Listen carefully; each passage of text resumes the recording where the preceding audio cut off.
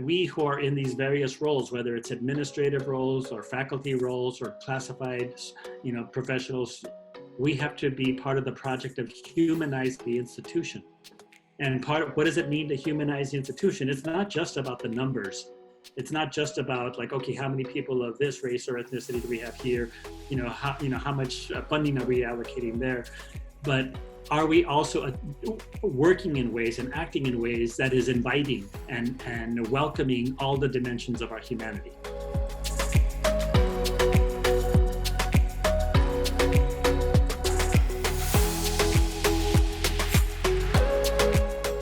We need to have that conocimiento, the Spanish word for really knowing each other.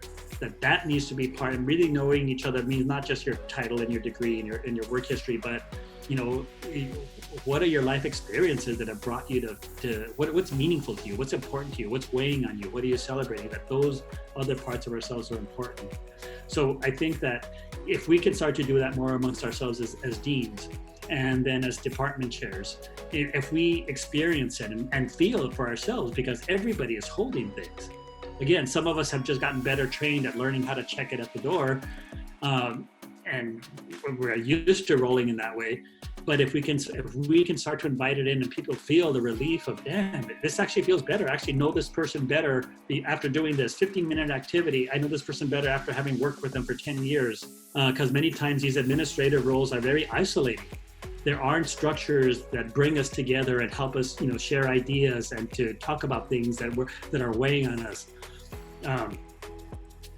Again, when there are either students who come into our office and name some pretty, heart-wrenching stories, or when some of our faculty members come in and tell us that, damn, I'm sleeping on a couch and I'm having to deal with this and this and this, and I'm having to attend with parents that I don't know if they're going to survive, that all those very real kinds of things that impact us, we need to make space for them.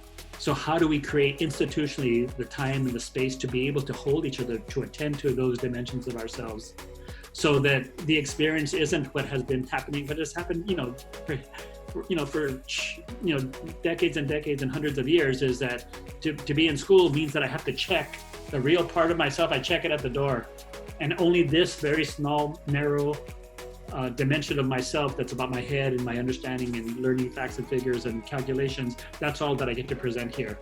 Everything else is separate.